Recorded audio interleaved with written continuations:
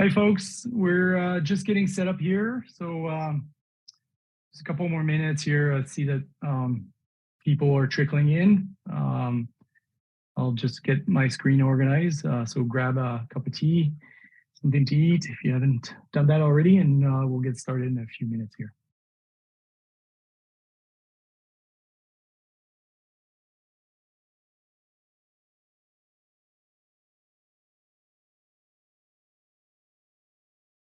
Okay, well, the list is still growing, but to be respectful of everyone's time, I think we'll get started.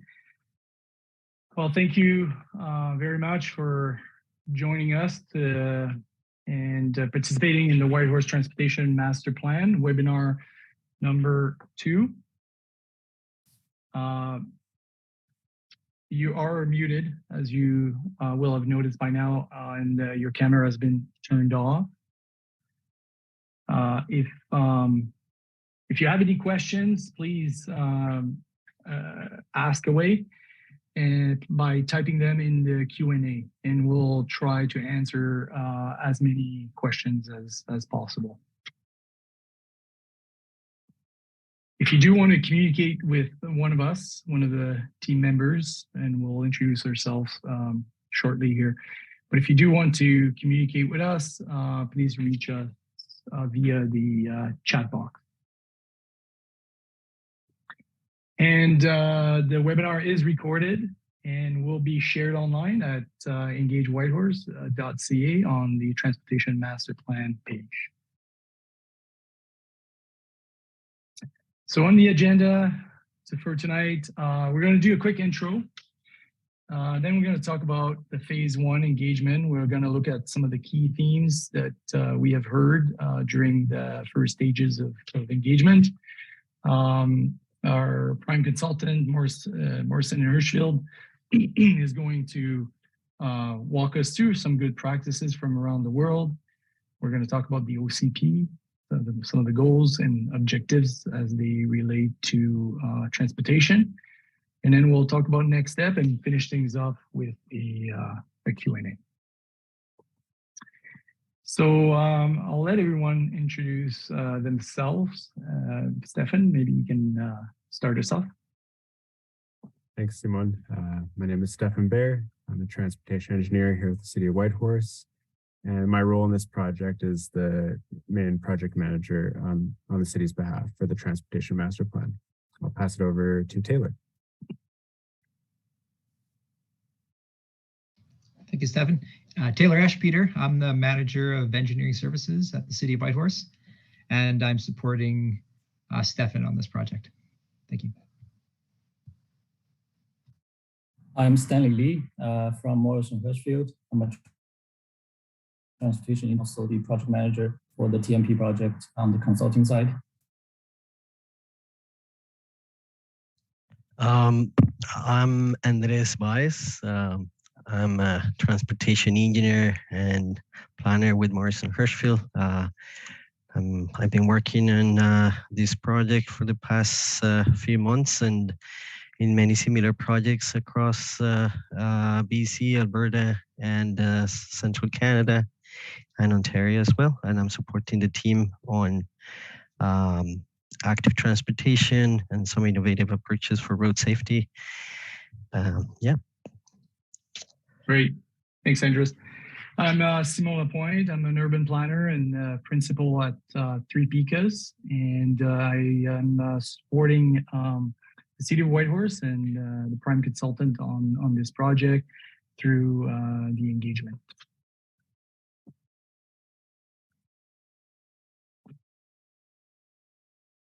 Okay, I think Stefan or Stanley, one of the two, are going to walk us through the slide. Good. Thank you, Simon. So for those of you who are not familiar with the project or attending the webinar series for the first time, I would like to briefly introduce, give an overview of the TMP project. So the Whitehorse TMP Transportation Master Plan, or the Whitehorse TMP, is our long-term vision and strategy for the transportation decision-making and investment over the next 20 years. The TMP guides how people and goods move around our city and sets our vision and priorities as a community in shaping a multimodal transportation network. The TMP also sets the direction for a vibrant city where people, goods, and places are conveniently connected by diverse transportation options and works towards developing a safe, equitable, and sustainable transportation network for all ages, abilities, income, and seasons. Next slide, please. So this slide shows you the study process of the Transportation Master Plan. As you can see, we are at stage 3 of the project, which is the assessment of transportation network requirements. Our team is mainly working on the transportation macro simulation model during this stage and developing proposed scenarios for transportation infrastructure improvements. So on the engagement front, we just finished phase 1 engagement, and we are at the beginning of phase 2 public engagement and consultation. Our goal for phase 1 engagement is first to share information of the project and then receive feedback to listen and acknowledge concerns and aspirations from the public and interested groups. So today's presentation contains lots of good information and ideas that we heard from phase 1 engagement, which will provide some guidance to our work in the future. For phase 2 public engagement and consultation, it is mainly composed of 2 webinars, including this one, 1 public open house and 1 online survey. So now I'm gonna pass it to Stefan to talk about the key statistics and the key themes that we heard from phase 1 engagement. Thank you, Stanley. So by now, some of you may have seen the phase 1 engagement report. Thanks to those who've checked it out. For those of you who haven't, that's okay. That's why we're here to summarize what we heard from you. And I just want to say we heard a lot from you. We heard, if you go on the next slide. So I just want to summarize a few statistics from this phase of engagement. So we had over 1,200 visits to our project page on Engage Whitehorse, with 644 aware, 353 informed, and 269 engaged. Next, we received over 180 survey submissions and events that were in person and in virtual, such as our public open house and webinar were attended by over nearly 100 people. With regards to the survey specifically, most of the contributions were received by people identifying as 35 to 44 years old. So that's 28%, by women, 59%, people identifying as Caucasian, 91%, and people identifying without a disability, 85%. If you go to the next slide. We heard a lot of input, but broadly and looking and trying to analyze all the input, well, the key themes that we heard from the public that we engaged with, from stakeholders that had an interest and an influence in the transportation network, and some of our government partners were these 5 key themes. Theme number 1, increasing transportation options for all ages, abilities, incomes, and seasons. Number 2, we heard to improve public safety as it relates to traffic and traffic safety. Number 3, focus on core transportation services. Number 4, something we're calling complete streets, and I'll talk more about that later. Number 5, climate action and sustainability. So I'm going to go a bit more into detail on each of these themes and kind of what we heard along these lines. So for theme number 1, increasing transportation options for all ages, abilities, incomes, and seasons, we heard a lot of comments that expressed both some dissatisfaction with the lack of options in Whitehorse besides driving, that people want and desire options. Our lives are, people's lives are complex, and people commute at different times, and they desire to have options. They might maybe drive, they might drive somewhere, they might want to bike somewhere, they want to walk somewhere, but people cited desire to increase affordable, safe, equitable, and sustainable options. Most of the mentions in this area were that we heard from the public were to improve transit and cycling. Next slide. Improving public safety. So we heard a lot about traffic safety in Whitehorse. A lot of people shared with us stories about near misses. People cited concerns about speeding in urban streets and in residential neighborhoods. People talked about the lack of a perceived lack of enforcement. People shared experiences that they've seen near misses, red light running, concerns of school zone traffic safety, and concerns with pedestrian crossing safety. And so some of the things that we heard that people desired is to conduct more traffic calming and road safety improvements that really make people feel safer using the transportation network, regardless of what mode they use. Next. We heard a lot of comments just about kind of going back to the basics, that the city needs to focus on just the basic core services, and core services meaning transit and winter maintenance. So some of the things that we heard along this line is that really a really big desire for increased winter maintenance on trails and multi-use pathways, and also just broadly across the city on residential streets. We also heard a lot of comments regarding transit, increasing transit reliability, coverage, and frequency. So we call this focusing on core transportation services. We heard a lot of desire for this. Next slide.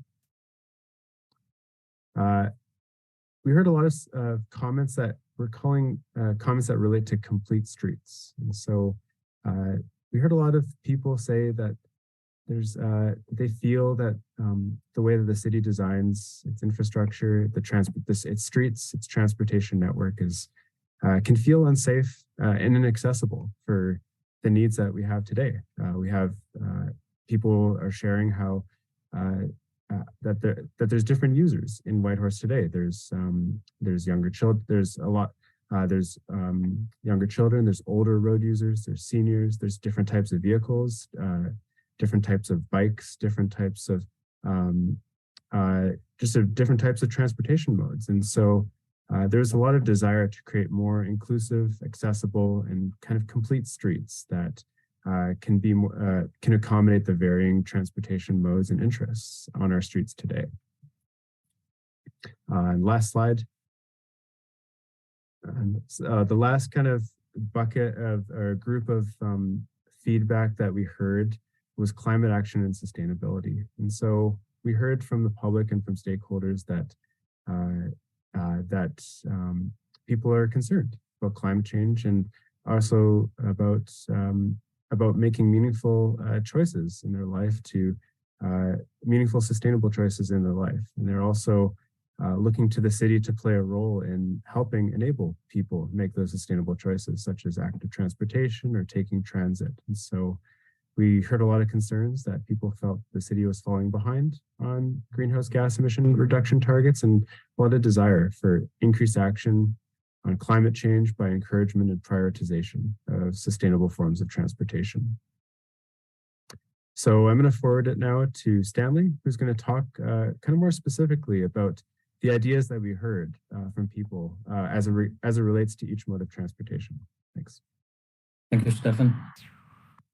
So yeah, in addition to the overall core needs or the core themes for the transportation system, the phase one engagement definitely provided us some of the detailed ideas for each transportation mode or topic. Some of them definitely echoes what Stefan just talked about. So this slide shows you the ideas that we heard from phase one engagement for walking and cycling. So the first one is to improve more priority to walking and cycling, as well as infrastructures at intersections. Enhance active transportation options, including outside of downtown and lower income areas.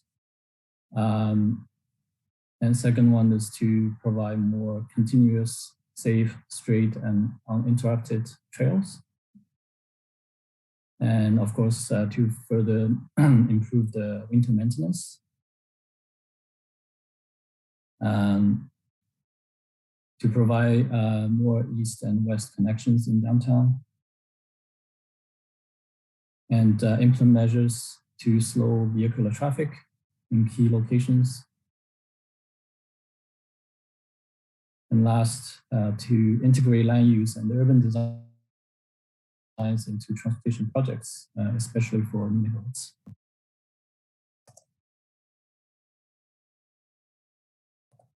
So next slide shows you the ideas that we heard for the transit network, including to increase capacity, frequency, accessibility, and the reliability of transit services, to further expand weekend bus services, to provide more direct service to key areas, for example, downtown and Whistle Bend area, and to provide additional transit services for new neighborhoods as they build out, and additional transit services for First Nation citizens to access community areas and settlement lands. So this slide shows you what we heard for the vehicular traffic and the road network.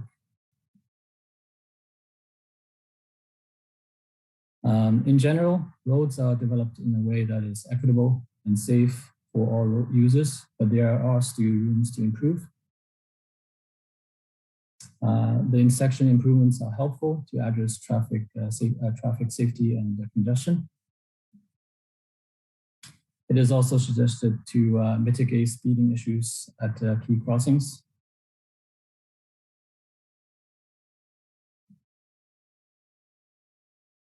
So this last slide shows you the ideas that we heard to improve road safety. That includes safety as one of the most important considerations when residents selecting active transportation routes. It is recommended to improve road safety at key locations, especially with high active transportation movements and high number of collisions. It is also recommended to provide road safety improvements to key intersections and new neighborhoods. To provide safe access along high-speed corridors, for example, Alaska Highway. So the above slides provide you an overview of the 5 key themes, as well as some of the detailed ideas of each key area based on what we heard from phase 1 engagement. Now I'm gonna pass it to Andres Bias to briefly talk about how we may be able to address those ideas. Andres will give you an overview of the relevant good practices around Canada and around the world. Thank you, Sally. I hope everyone can hear me okay. Yeah, so with all this background of information that from what we heard on the previous engagement sessions, I think it's this is some of a review of a refreshing start for, we collected in these few slides that follows that some great examples of innovation and transportation applications in Canada and around the world that we hope that could be an inspiration for this project and an inspiration or an aspiration for the city of Whitehorse in the near future. So in terms of walking and cycling, we really like to share a great example we found for the city. It's a city of Oula. Excuse my pronunciation, in Finland. We're just going to share a quick video that shows essentially what the cycling and pedestrian network across the city, and I will talk briefly a little bit about it. But yeah, you can go ahead and play the video as I keep talking.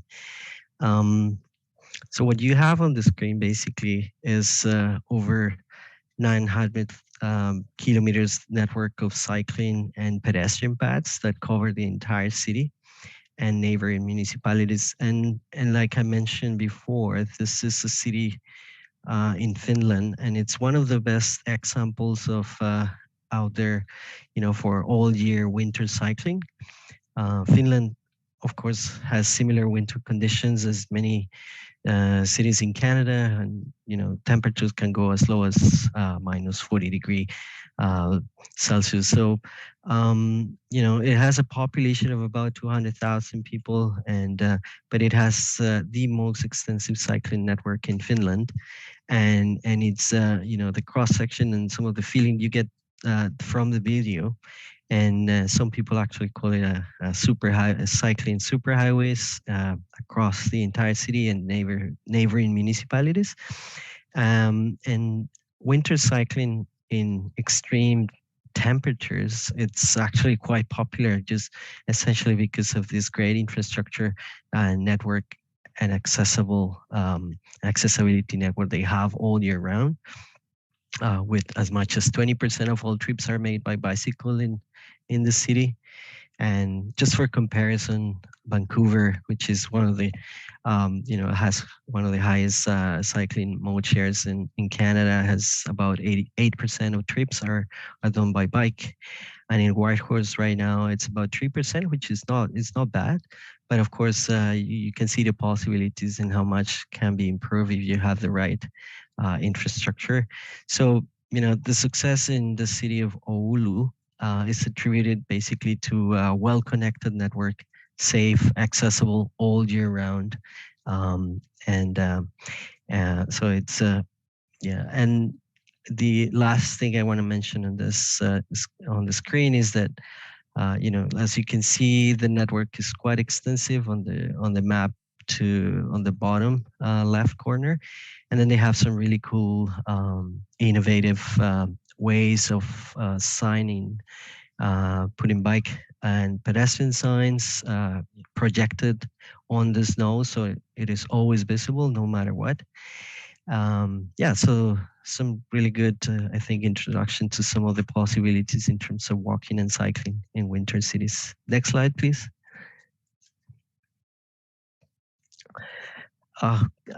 This slide shows you a couple of additional examples of emerging trends in walking and cycling.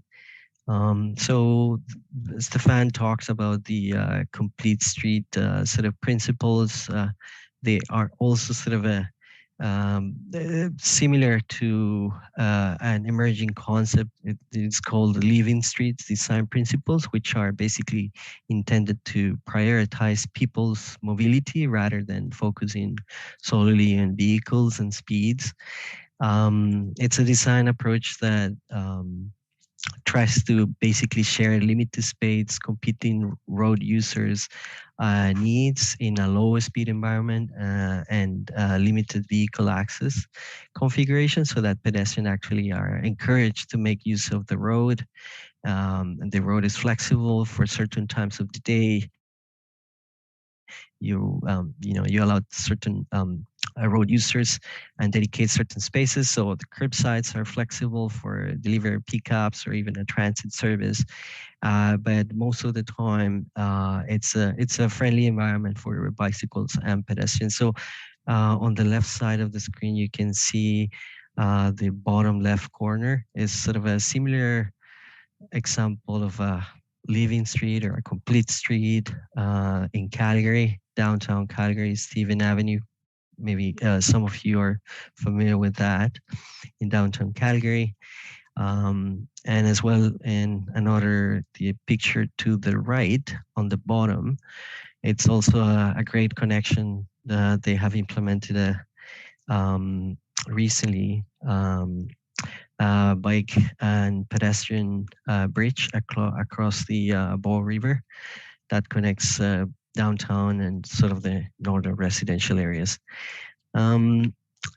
In terms of, there's another sort of emerging trend, and it's e-bike or e-scooter rental sharing programs. Like, again, Calgary, Edmonton, Vancouver also has a similar program recently adopted, and many other cities across North America. So these systems are mainly intended for the last mile of a transit trip.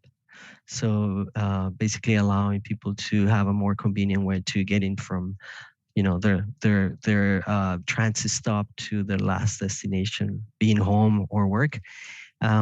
They provide an easy and cost-effective and environmentally sensitive transportation option, and it's very effective. And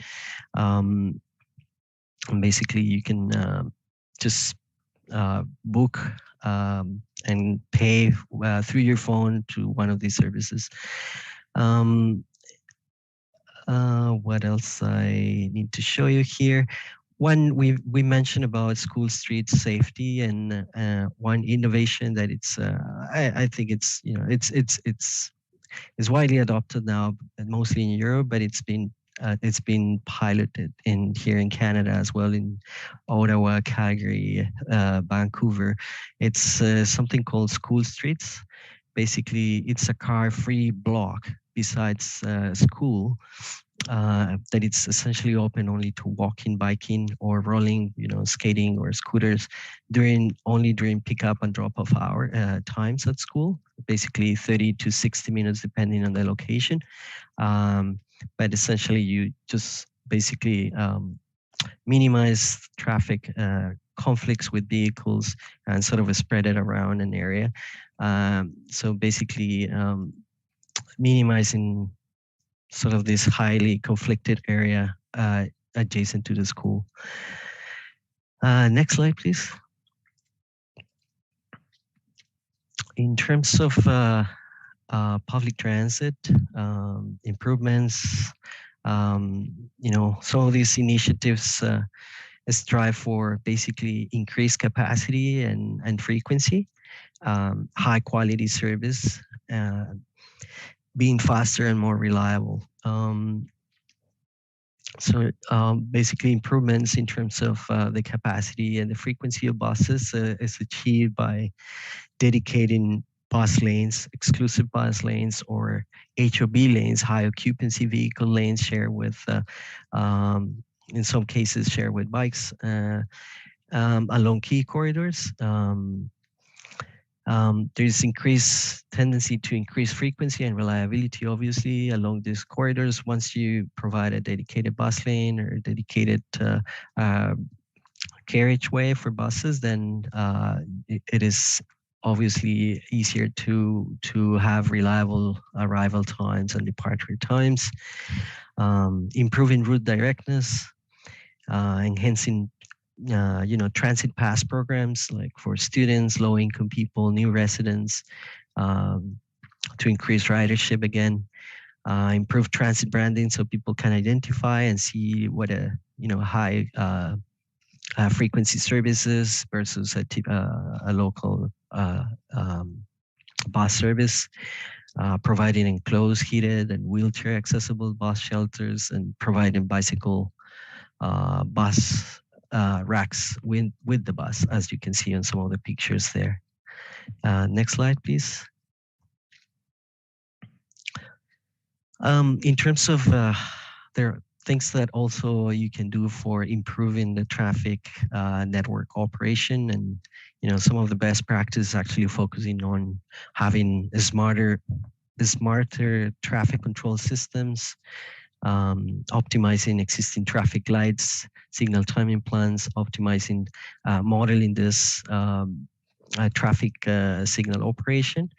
Obviously, for that, you need a lot of data. And some cities actually have traffic monitoring centrals, control centers, where you can actually monitor all the signalized intersections and basically make adjustment in real time. Other improvements in terms of capacity and network operation include improving access management along high capacity corridors, basically controlling how many access points so you can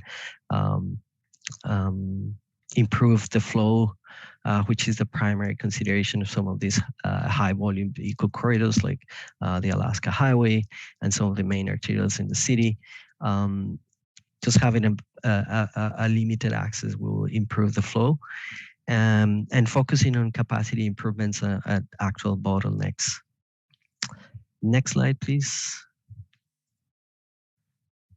So in terms of like the previous slides, I guess it was innovation, but there's new trends and some more disruptive technologies and trends that have been emerging in the past 5 5 to 10 years, I guess. But these are concepts that can be described as emerging ideas and technologies and innovation that basically aim to change the way that we travel, that we traditionally travel, being largely in a carbon intensive economy and heavily reliant on our private vehicles.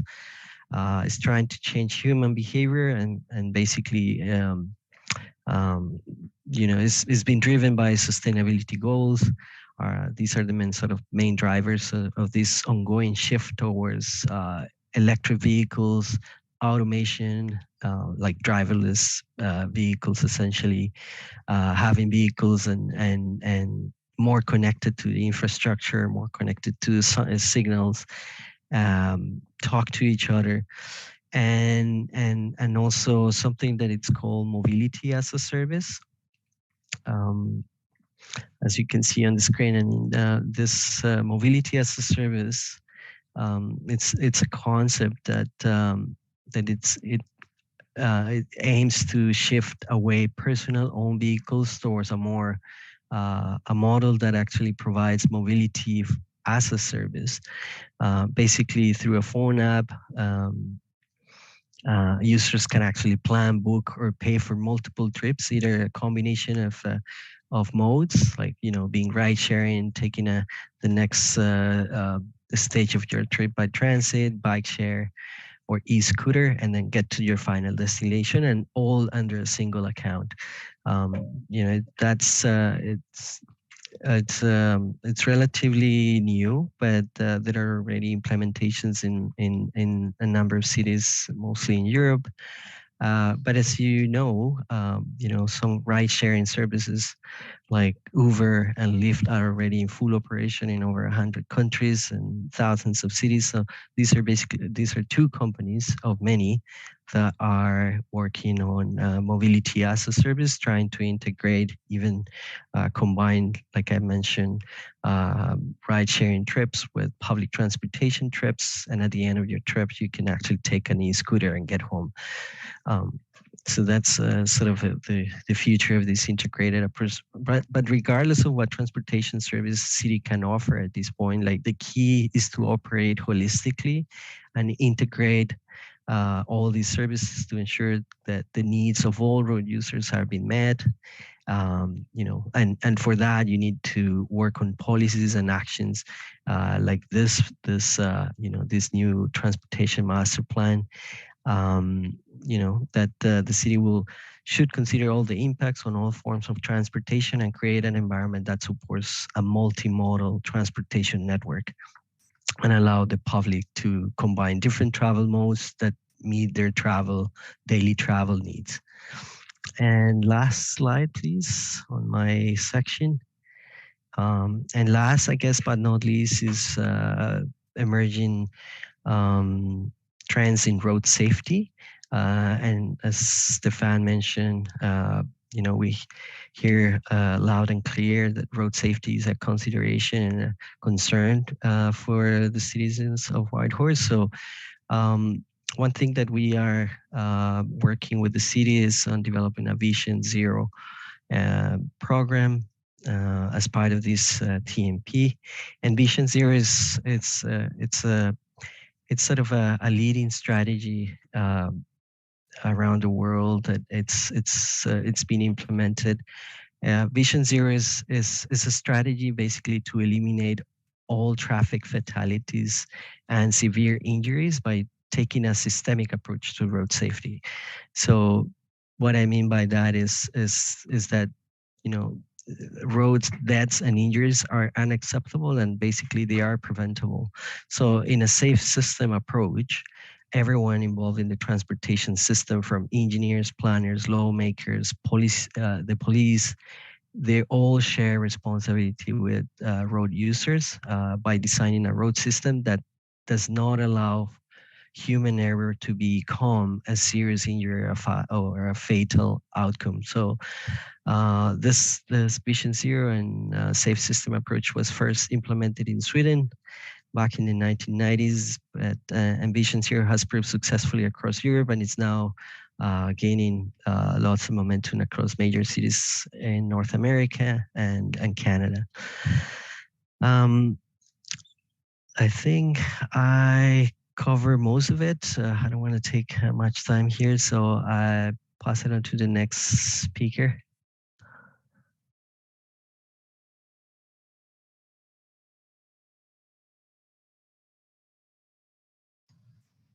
Great. Thank you, Andreas. Taylor here. I'm just going to talk a bit about the OCP and how it aligns with our TMP. The city has been advancing the update to the OCP, and we're in the final stages of that process. At the moment, I'll point out a few of the vision and value statements coming out of the draft official community plan at this time. That's really going to help inform our decisions going forward and guide us through this transportation master plan process. The city's transportation network is safe, equitable, and sustainable. The city's active transportation network is complete and connected for all ages and abilities and minimizes the need for daily personal vehicle use. Residents increasingly choose active or shared modes of transportation when moving throughout the community. The city's transportation network is designed to support multimodal movement and choice year-round.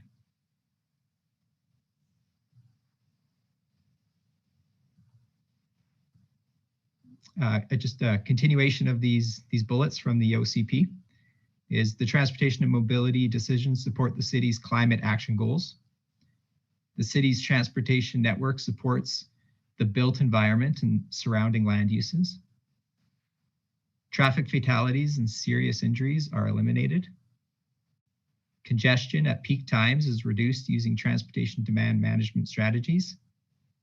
And the city's transit system is safe, reliable, and convenient for users.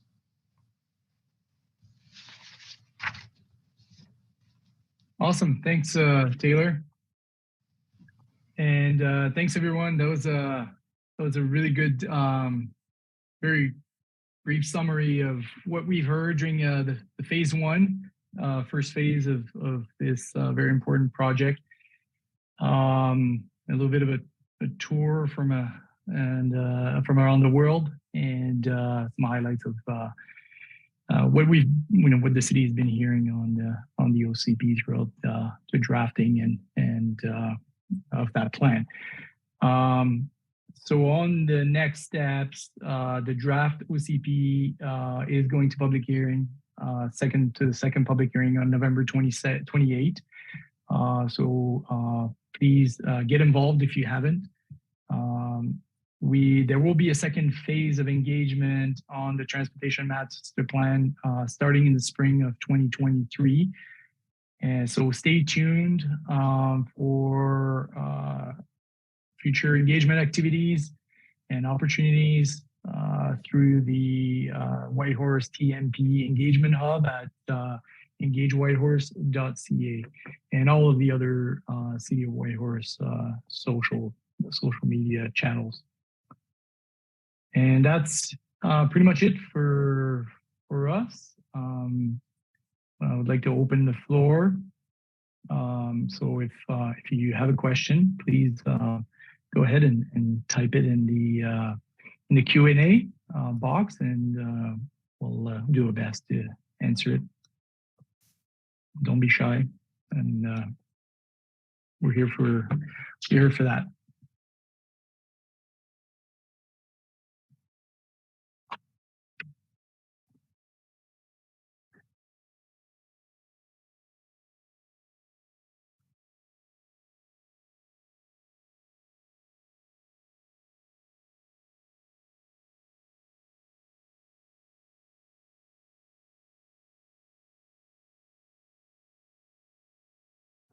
I guess while we're waiting for some questions, maybe I'll ask a question to Stanley here, and then Stanley can, what's kind of the technical next steps for the TMP that people should know about for this project? So just a question to ask while we're waiting for questions to trickle in. Sure. So the TMP is developing, short-term, intermediate term, and long-term improvements for the network. Short-term wise, we are developing, or we are finalizing traffic signal review report for the entire city. The main improvements enclosed in that report includes the traffic signal timing improvements and also some of the signal timing coordination for some of the areas in the city, including to north of downtown, Quartz and 2nd Avenue area, and also the to the south of downtown area in Riverdale and Hospital area. And regarding the intermediate and long-term improvements, we are developing a macro simulation model using any modeling software. So we are finalizing, at this stage, we are finalizing the land use plans, including employment and population plans for future 10-year scenario and the 20-year scenario.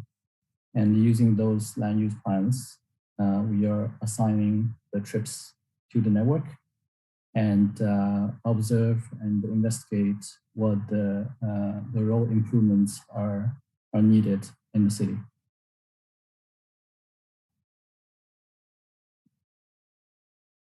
I hope that answers your question, Stefan. Yeah, thanks for letting everyone know. It's great. Okay, I'm hearing that the chat might be disabled for folks. So let me just bear with me here, and I'll go into the settings and have a look around and see what's happening.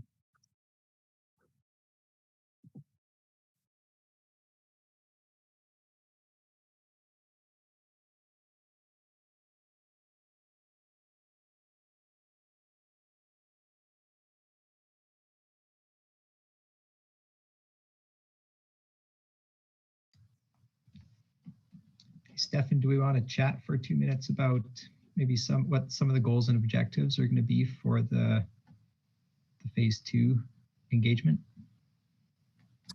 Yeah, I'll answer that. So we've completed phase 1 engagement, and really the goal of phase 1 all along was to really inform people about the project and about the Transportation Master Plan project, and inform people about the transportation network and kind of the city's roles in how we develop the transportation network.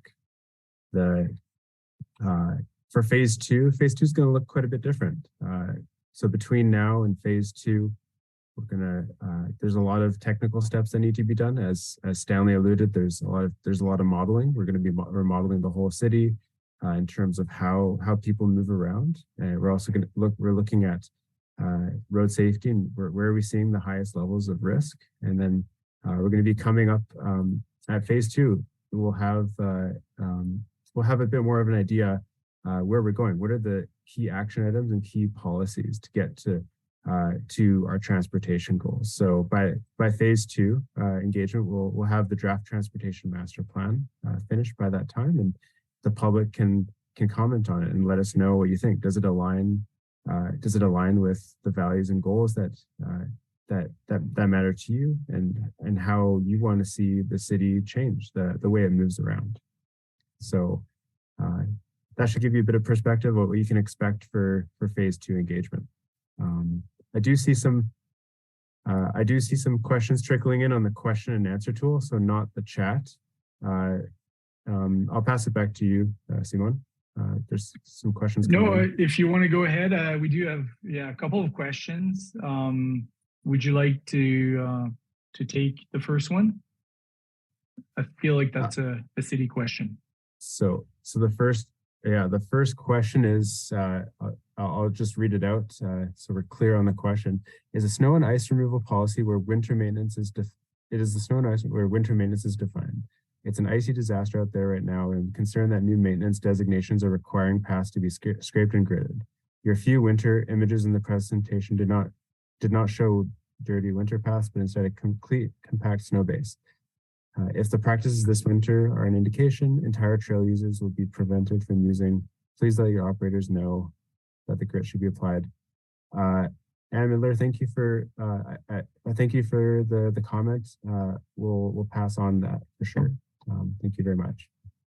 I see a question here from Forrest. Sorry, Simon, I'll go back to you. No, go ahead. You can distribute I feel like, here. yeah, no, that's great. Okay.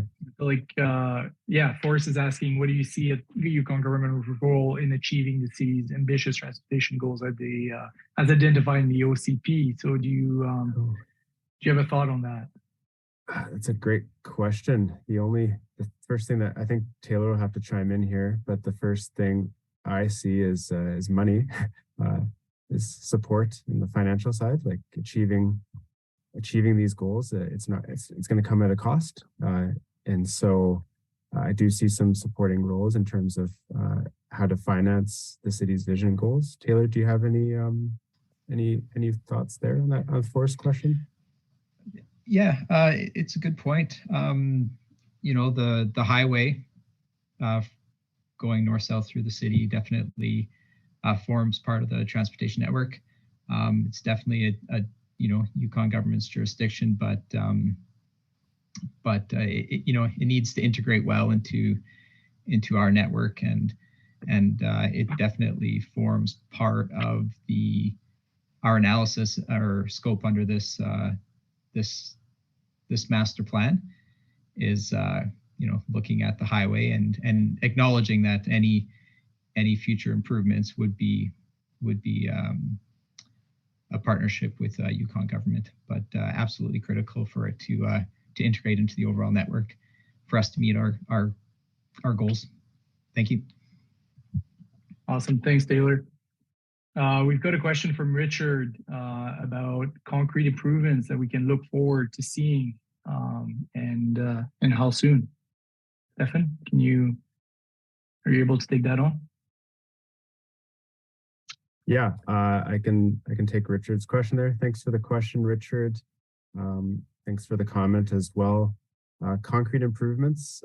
So this really is planning. We really want to strategize to make the most. We want to strategize in a way so that we maximize the value to the cost spent. We're going to identify our short-term, our medium-term, and our long-term improvements. And so short-term things that are high priority that we need to do to realize these goals that we've seen in the OCP, and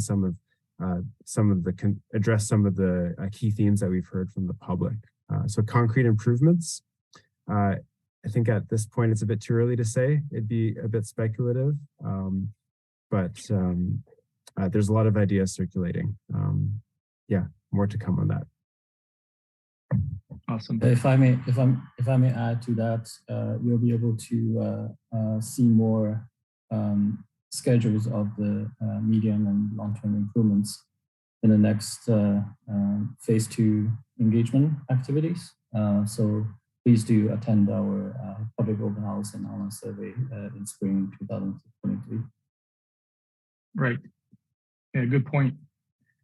Yeah, so stay tuned for that. A lot more to come on that front. We have a question from Peter about walking downtown, and well, not just walking downtown, but what about walking? And downtown should be walkable. The pictures of big intersections, very wide paved path, are not what we have here. Are we looking to add access to natural spaces, recreation for downtown? Walking is active transportation no matter what its purpose. Should we not have snow clearing on sidewalks, non-slippery intersections? Question mark. I can answer that, Simon. Yeah, great, thanks. Yeah, Peter, fully agree with you. Walking is active, no matter what purpose. Walking is active transportation. Yeah, I'm not sure if you're aware, Peter, there's some updates being done through the Snow and Ice Clearing Policy Review that addresses concerns on sidewalks. I would point you to that. That's probably the best avenue to address some of those. Regarding your concerns about walking is definitely a part of the transportation network, and it will be considered. Awesome. Thank you. We've got a couple more questions, and I think we have enough time. So let's give it a shot. How will you collect your data for which modes of transportation pedestrians, bikes, cars, trucks are moving where and what volume? So I think that might be a question for Stanley. Yeah, sure. City has an account with MileVision website. It's the state-of-the-art data collection company. So they do provide the volumes of pedestrians, different classifications, pedestrians, bikes, cars, and trucks, the volumes, the movements at each intersection. So yeah, there are technologies to do that. And we do have the access to all these data. So you have the access to the data, and the data is informing the plan, or helping to inform the plan. Yes. Awesome. Thank you. I hope that answered your question, Barb. Yes, Stefan. Simon, yeah. I saw a hand up earlier from Laura Salmon. I don't know if Laura still had the question or not, but if you do, you can raise your hand again or type your question. But and please, type it into the Q&A.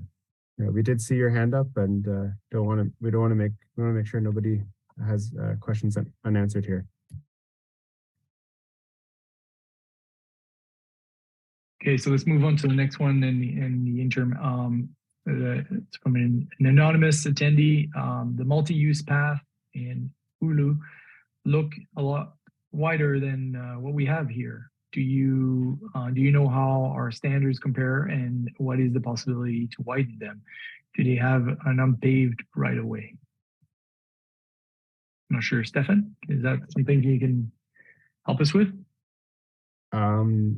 Yeah. So great observation on this anonymous attendee. I like your attention to detail in noticing that.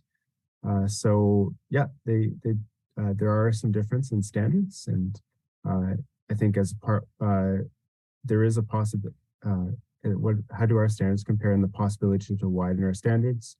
That might be a potential recommendation of this transportation master plan, is into looking at our standards for multi-use pathways. That's certainly a consideration we can look into.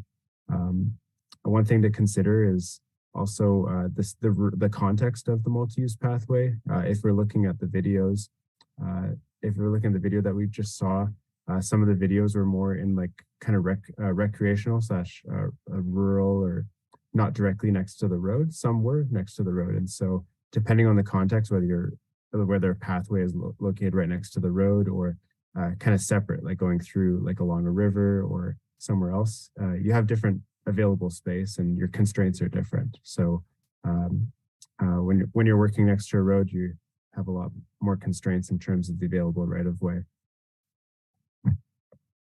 Stefan, do you know how wide that multi-use path was or is?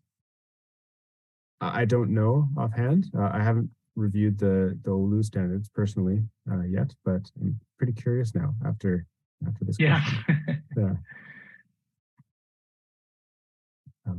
Back to you, Simon.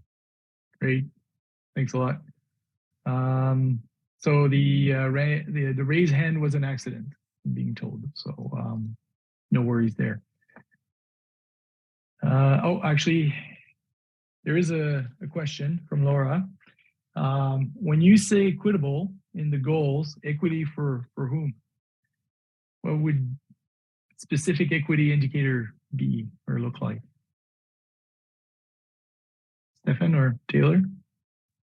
I can take a first stab at it, and then maybe pass it on to someone. Equitable, yeah, for equity for whom? So just kind of looking at definitions of equity. Equity is what we're seeing kind of is like equity, looking at what the federal government defines as equity-seeking groups. So people, this would include Indigenous peoples, this would include people with disabilities, this would include visible minorities and women. So these are kind of the main target groups. So groups of people in the population that have been historically disadvantaged for varying reasons. And so when we say equity and the goal of as a potential goal of the transportation master plan and in our transportation network, it's really advancing outcomes through the transportation network to address barriers that these segments of the population might face. As equity indicators be, that's a great question. This is a really great question as well. That's something that will be discussed more in the final transportation master plan. Is like we want to know how we're doing on our progress. So if equity becomes a goal of the transportation master plan and an official community plan, we want to be able to define what those metrics are. And so I don't have any offhand like right here, but I think an example could be, do we see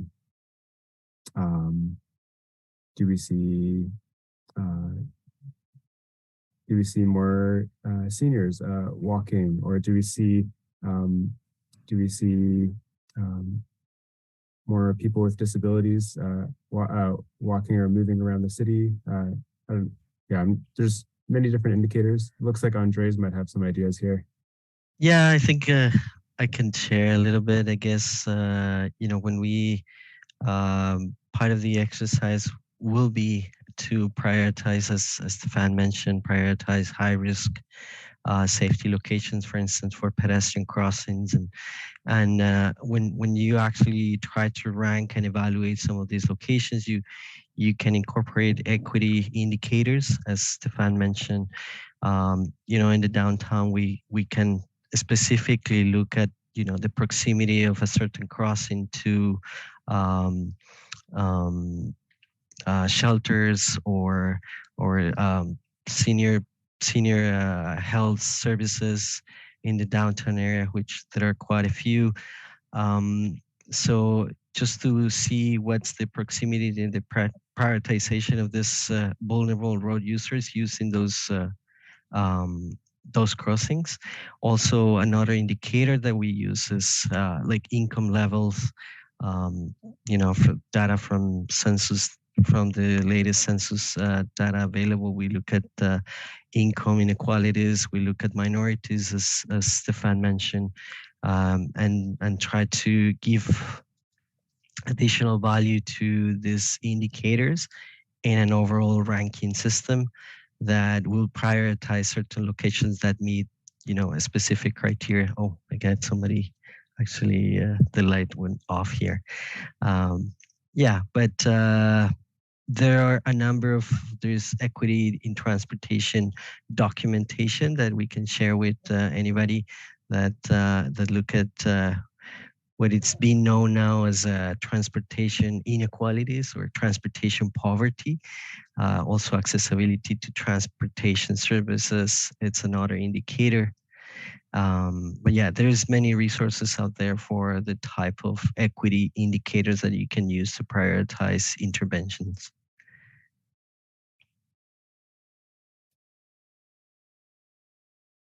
Awesome. Thanks, Andres. It is 7 o'clock.